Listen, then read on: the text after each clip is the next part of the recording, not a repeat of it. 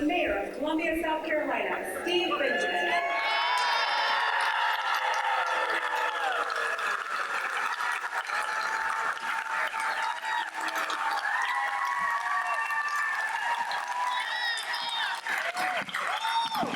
Are we hot?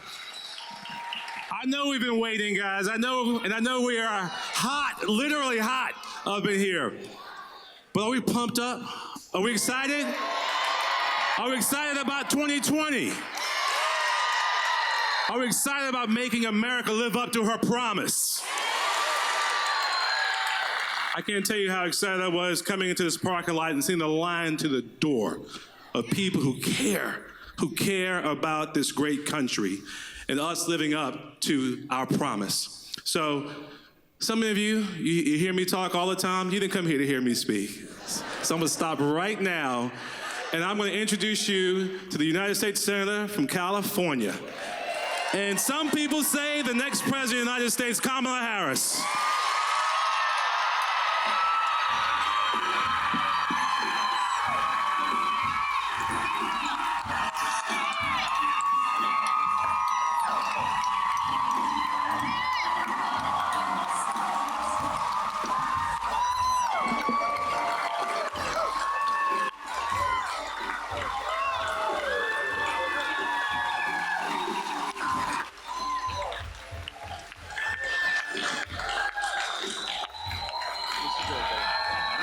Thank you. Mayor Benjamin!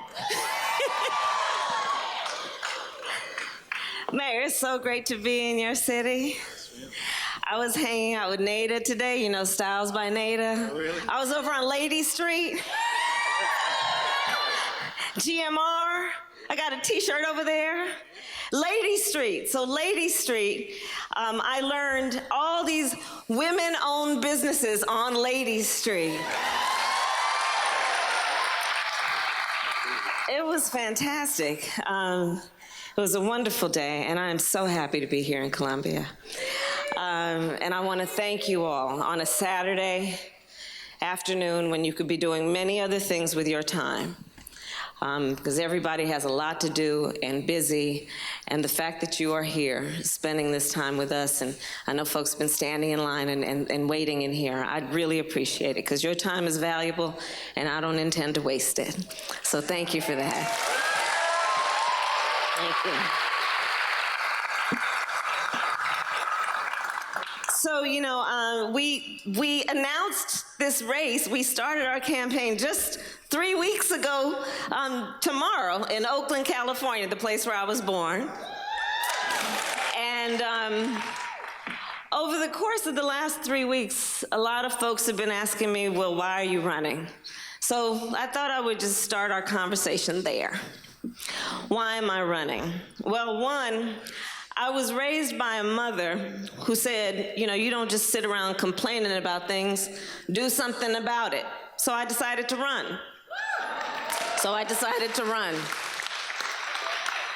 I also feel very strongly, and this is part of my purpose, I believe that we have to restore the opportunity of America. We are living in a time where American values and the American dream are under attack, and it is time to restore the opportunity for all people to have equal access to a path of success, and right now that is not the case in America.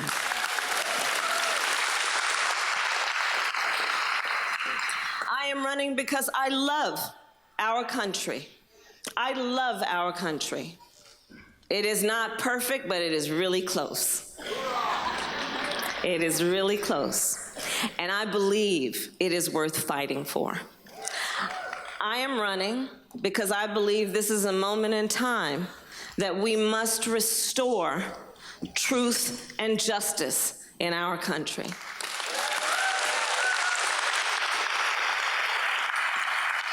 And so let's just get right into it, and I'm going to share a few thoughts about what I'm seeing and what I'm thinking about, but then we're going to open it up for a conversation because, Columbia, I'm here mostly to listen. I'm mostly here to listen. This is a moment in our country that is an inflection point. It's a moment in the world that is an inflection point. This is a moment in time that is requiring us all to individually and collectively look in a mirror and ask this question, who are we? And part of the answer to that question, I think we all know, is we are better than this. We are better than this. And so, this is a moment to fight for the best of who we are, and fight we will. This is also a moment to recognize that we have got to appreciate there are a lot of people, our neighbors, our friends, our family, our coworkers, who rightly are feeling a great sense of distrust in their government, its leaders and institutions. And we've got to deal with that. We've got to deal with that. And so when we talk about restoring truth and justice, let's first start by speaking truth. Because as we know, when we talk about relationships of trust, the nature of a relationship of trust, Mayor, you know this, is it's a reciprocal relationship. You give and you receive trust. And one of the most important ingredients in trust is truth. So let's speak some truth about our country today. Let's speak truth that in our country today, this economy is not working for working people. Let's speak that truth when we realize and know that almost half of families in America today cannot afford a $400 unexpected emergency. Let's speak that truth. Let's talk about justice. That fact does not represent economic justice in America. Let's speak that truth. Let's speak the truths that we have a criminal justice system that has the highest rate of incarceration of any nation in this planet, and we have got to correct course.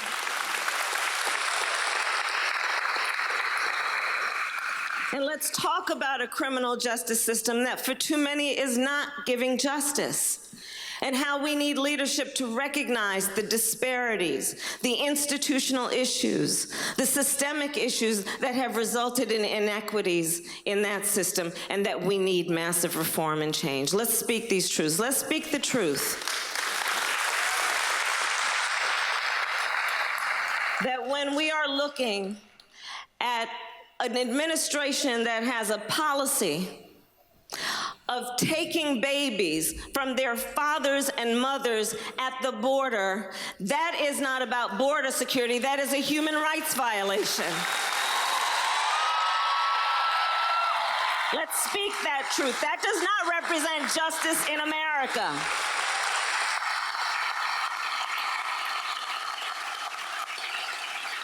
Let's speak the truth when we're looking at a system where one of the most imminent threats to us as human beings is climate change.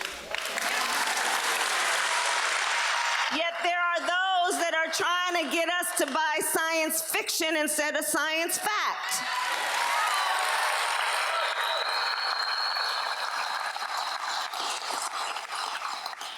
Let's talk about truth and justice in our country in a way that we recognize one of the most important and fundamental truths about who we are as Americans.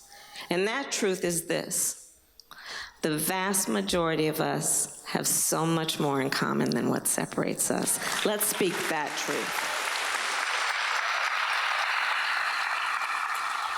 I say that, Columbia, knowing, as we all do, that for the last 2 years, we've been hearing these powerful voices trying to sow hate and division among us, but we're not gonna buy that. We're not gonna buy that.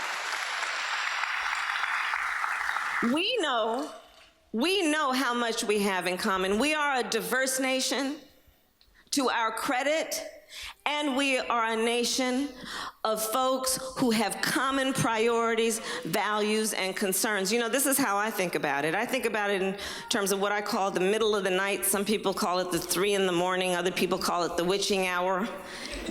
You know what I'm talking about? When you wake up in the middle of the night, sometimes in a cold sweat. Well, for the vast majority of us, when we wake up in the middle of the night thinking that thought, it is never through the lens of the party with which we're registered to vote. When we wake up thinking that thought, it is never through the lens of some demographic a pollster put us in. And for the vast majority of us, when we wake up thinking that thought, it has to do with one of just a very few things: our personal health, the health of our children or our parents. For so many Americans, can I get a job, keep a job, pay the bills by the end of the month, retire with dignity? For our students, can I pay off those student loans?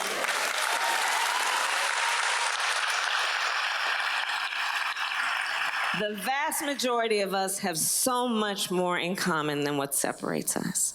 And as we engage in this fight for the soul of our country, as we engage in this fight knowing we are better than this, as we engage in this fight, let us represent what we know to be who we really are and our America. We have more in common than what separates us. This is a fight worth having, and it is a fight, therefore, we will have. And this is a fight born out of optimism. This is about knowing what we can be, unburdened by what we have been. That's what this is about.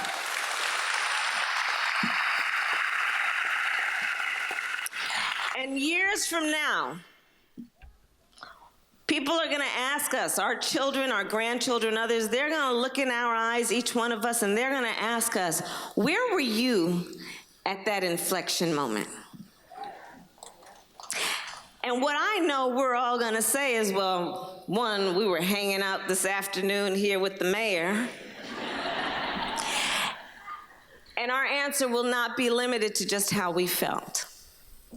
Our answer will be about what we did, what steps we took, how we stood up, we spoke out, we activated, we organized, we let our voices be heard, we fought for our country, we knew we are better than this, and we arrived at a place that is our America, that is about equal opportunity for all, that is about justice and about truth and about being the best that we can be. That's what this is going to be about, this moment and this fight. So with that, I really wanted to open it up to questions and have a conversation, because like I said, I'm here to listen. How about that? As much as I talk, you guys are going to see so much of me here, you're going to get sick of me by the end of it. Well, Senator, the road to the White House does come right through South Carolina. I know.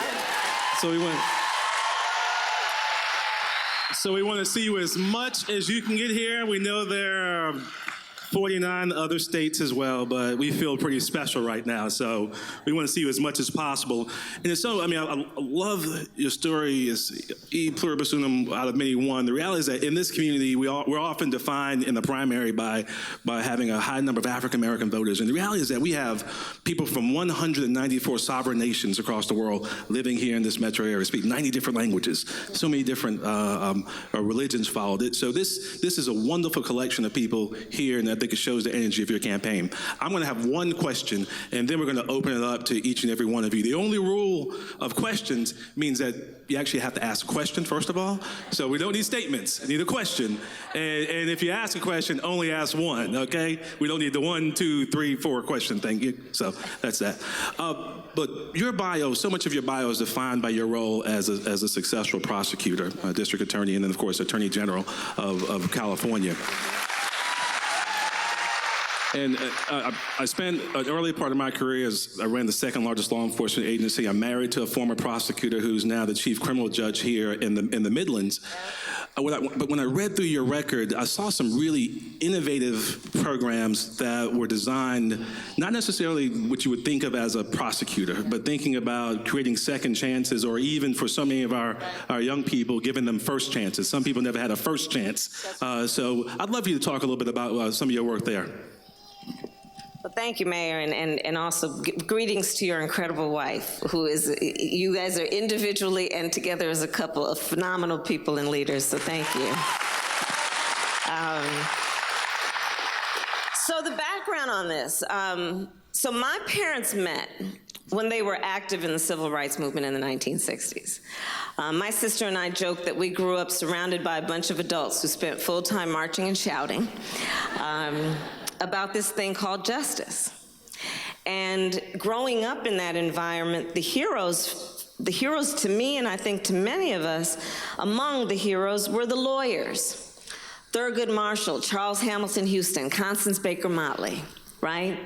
Those individuals who understood the skill of the profession of law to translate the passion from the streets to the courtrooms of our country and do the thing that we know must continuously be done, which is remind folks of that promise we articulated in 1776, that we are all and should be treated as equals. So at a young age, I decided I wanted to be a lawyer. I went on to Howard University. I went back home and I attended, you know.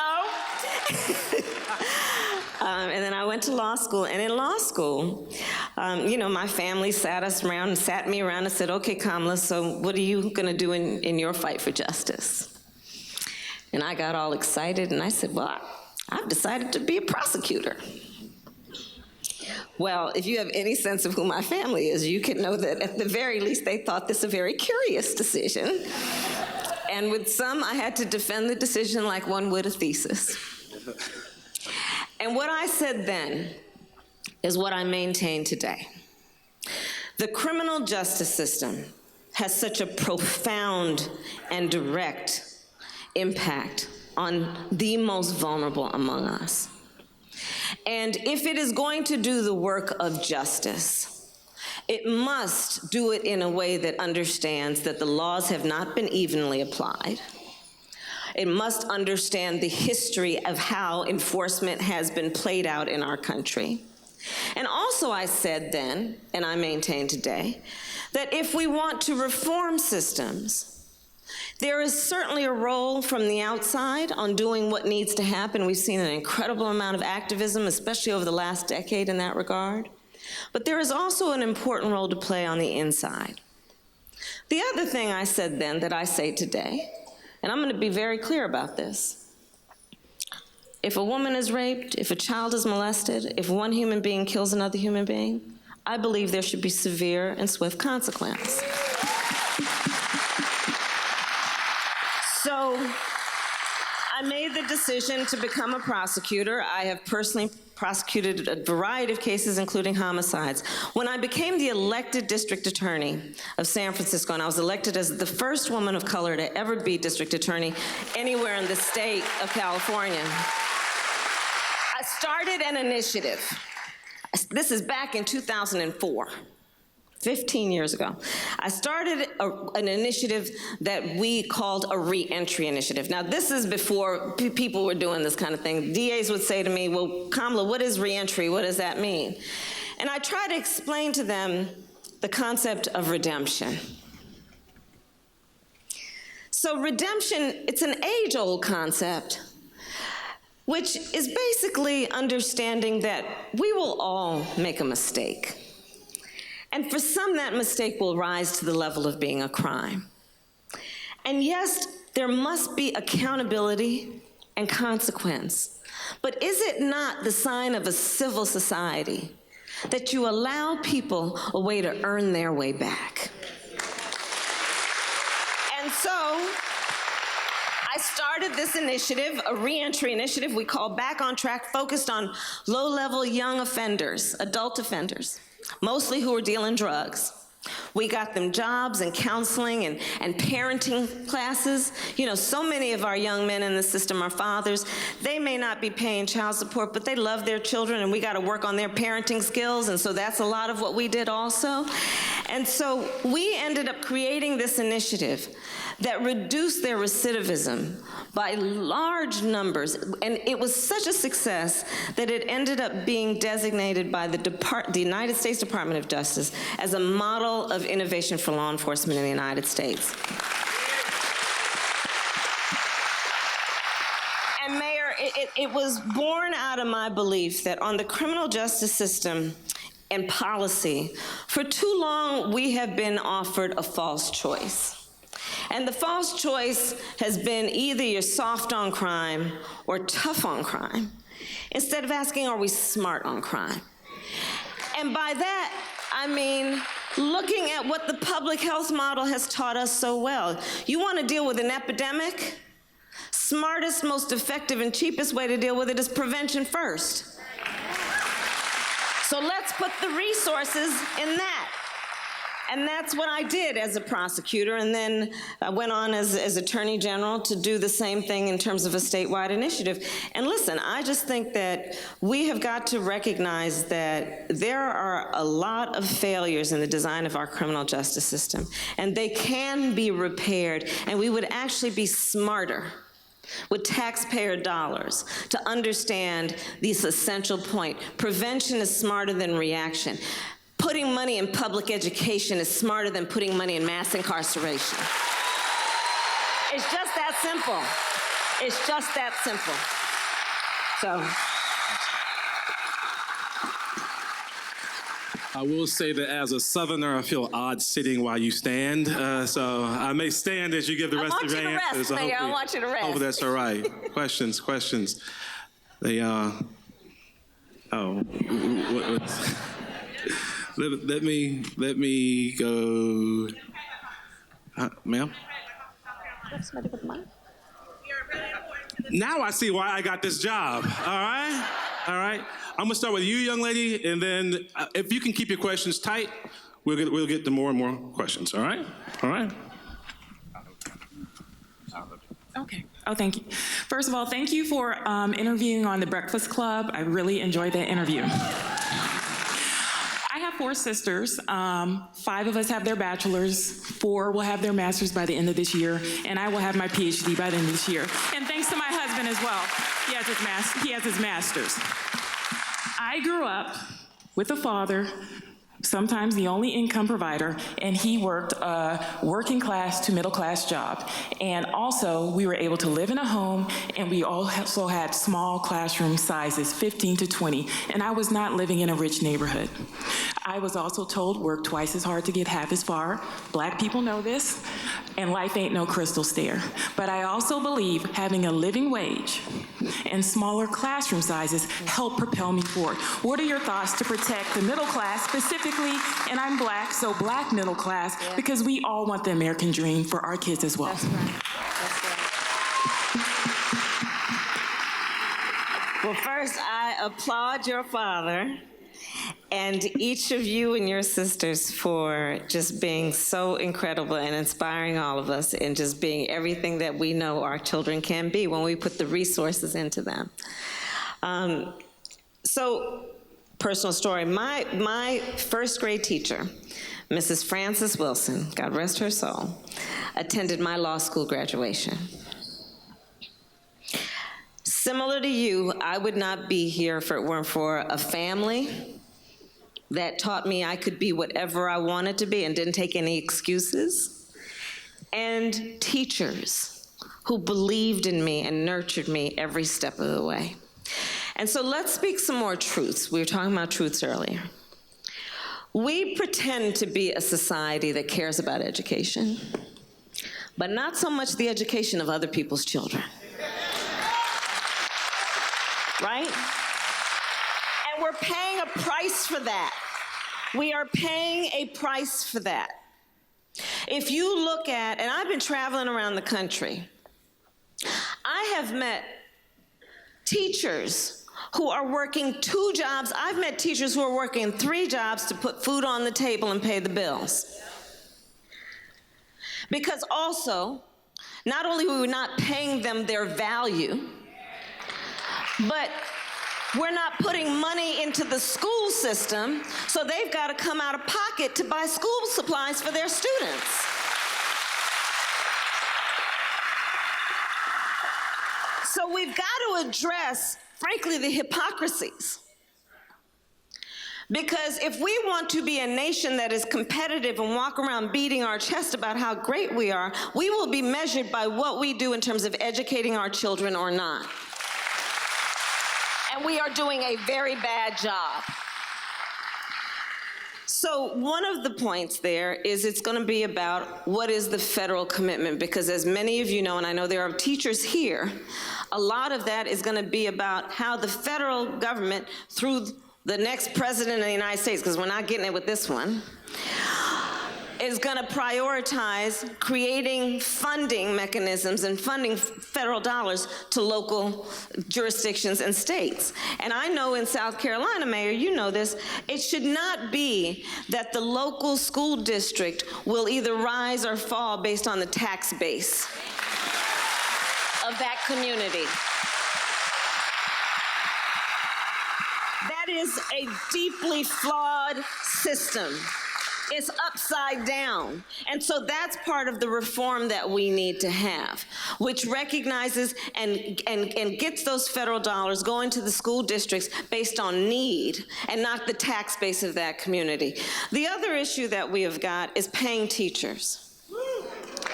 And we have got to understand that, again, as with all labor, labor has dignity, and we've got to give it the dignity of the work that is being performed and the skill that goes into that work.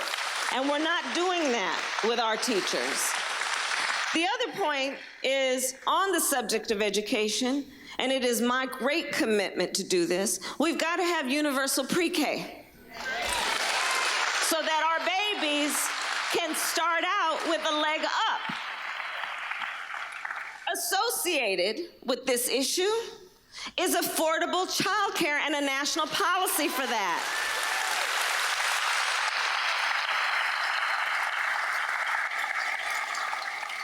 I have worked on this issue for a while. I will tell you, one of the related issues that we have in terms of education, we have elementary school students who don't go to school every day because you got a 7-year-old and a 2-year-old at home, and that mother is working 2 jobs. And if the 2-year-old gets sick, she's asking the 7-year-old to stay home and take care of him because she cannot afford childcare and put food on the table. So all kinds of residual consequences by not supporting working parents. And again, pointing out the hypocrisies. We say we care about families and we talk about family values. Well, families need support and resources in order to perform their natural desire to parent their children well. And that's got to be a national policy and a national priority. So I think a lot about this, and I appreciate you. And congratulations on everything to both of you. Congratulations.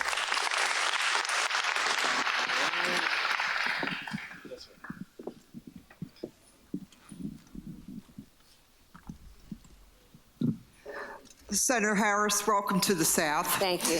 Some recent polls have suggested that most Democrats are looking for a candidate that will win in 2020, as opposed to ideology. We're desperate.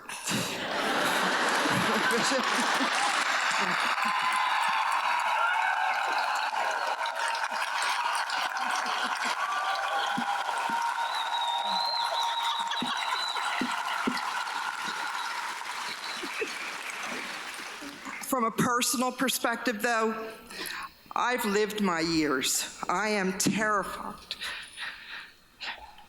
terrified about the world that we may leave to our children and our grandchildren. I have 2 granddaughters. We can't afford another 4 years. What sets you apart, Senator Harris, from this growing pack of declared candidates and undeclared candidates that will assure us that you can fulfill our dream in 2020?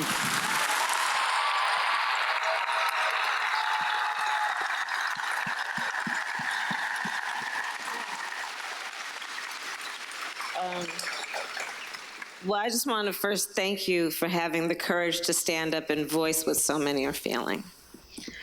And that is very real.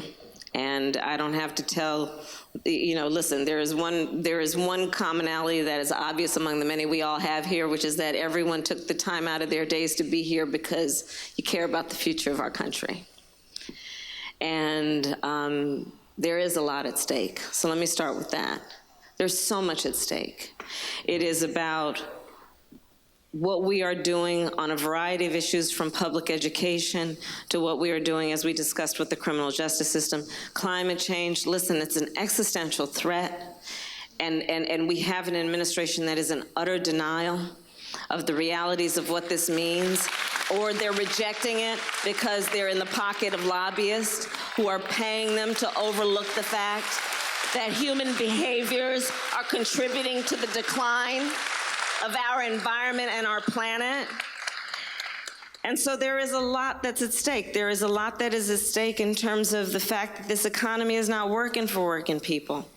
I shared with you that families are a $400 emergency away from catastrophe. I'll share with you another fact, which is that in 99% of the counties in the United States today, if you are a minimum wage worker working full-time, you cannot afford market rate on a one-bedroom apartment. Right? So what sets me apart, you'll ultimately decide, but here's what I'd offer. Here's what I'd offer. I think this is a moment in time for us to have people who have the courage to speak truth and have a demonstrated ability to fight for justice. And I believe this is a moment in time that we need fighters on the stage who know how to fight. I do. And also have a proven desire to lead. And lead understanding that the sign of true leadership, I believe, is about leading on behalf of the needs of others and not self-interest.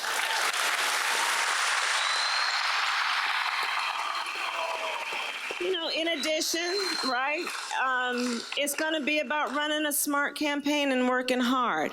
And that, I have learned, as most of us have, is a good way to win. To be smart and to work hard and to be clear of purpose and honest of mind about what you want to do. And hopefully the fact is that all of that stuff will be rewarded if it resonates. So I intend to win. I will tell you that. I intend to win. I need a little bit of gender equity. Right here.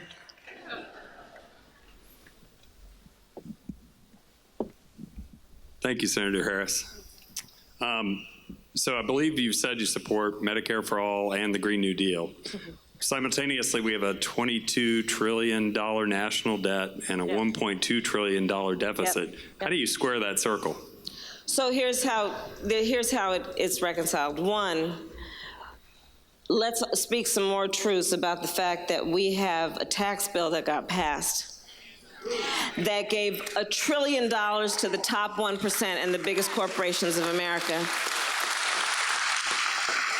And they need to give that money back. They need to give that money back. Because there are so many others who need that money more than they do.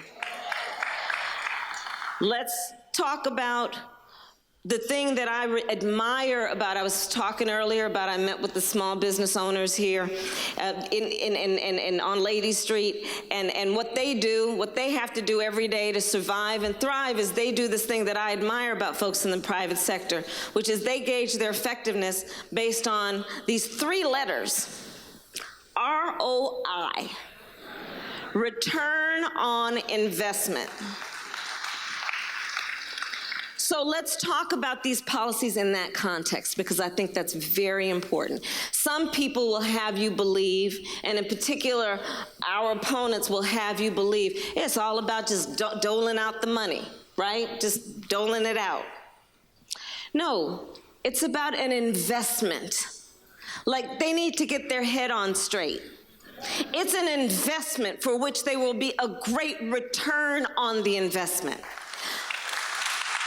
I can't tell you the number of people I have met, many of whom I am sure are here with us this afternoon, who have looked bankruptcy in the eye because of a medical bill they could not afford to pay.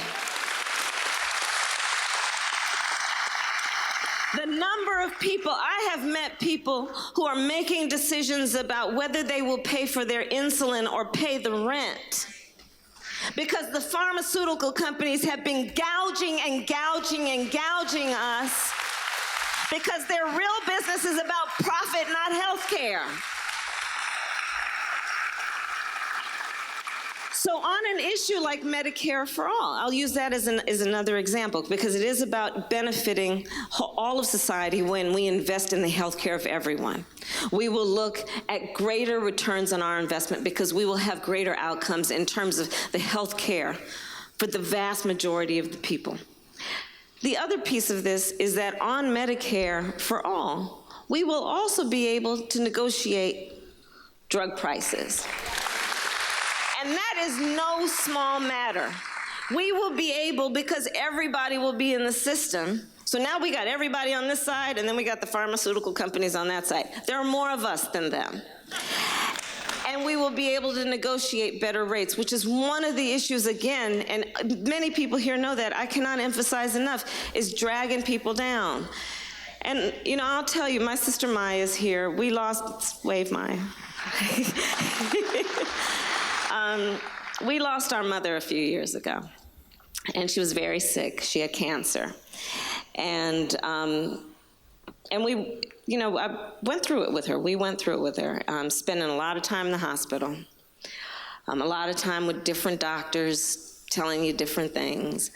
And the other thing about this issue, just to make it personal, is when people are going through that, and I'm sure many of us have had that unfortunate and awful experience of going through the healthcare system with somebody you love, that experience is an experience of not knowing whether they will live or die. I had a doctor say to me, because I didn't realize how I was feeling, and this doctor said to me, has anyone talked to you about anticipatory grief? And I had never heard the term before, and then it made perfect sense. You go through the process with someone who's very sick, and you start grieving. You don't realize it. You're grieving that they may pass. You're going through trying to figure out, is this medication or is this going to make them better, feel better? You want them to not be in pain. You want to figure out, is there something I can cook for you that will make you feel better or that you can eat? You're going through trying to figure out all kinds of things. Are the clothes soft enough for you because the medication is making you hurt in terms of just the sheets and the clothes you're wearing? When you go through all of that, and then you also got to figure out how you can afford to pay these bills, that's just not right. Thank God my mother had Medicare, and we had the means to be able to help her along the way. But it should not be that people should go through a system like this and have to worry about whether they have the money to be able to take care of their loved ones. You know, we know this. We will be measured by how we treat the least of these. And the bottom line is this, and it's a value statement. It's a value statement. Medical care and access to help and health care should not be a privilege, it should be a right. So let's figure out the best system for getting there. And then I didn't talk about the Green New Deal, you mentioned that, and it's a resolution that I supported, and I support the goals. And we're going to have to figure out a way to get there. We've got to realize that so much is happening right now to our planet. And look, I care about the environment, not because I have any particular desire to hug a tree, but I have a strong desire to hug a healthy baby. And this literally comes down to clean air and clean water. And we have got to take this seriously, and it is imminent as a threat unless we correct course and do some serious work on changing our behaviors and adapting to what we know we can do. It is within our power to do it. So thank you for that question. Senator, I know this is not your first visit, and it won't be your last visit. Not be my last. But that will be our last question for today, guys. But I think you're going to shake some hands before you get out of here. And thank you so much, Senator. Road to the White House, South Carolina. Stay involved, stay engaged.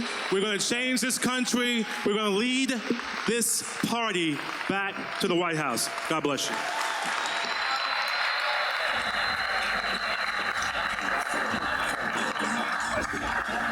Good job.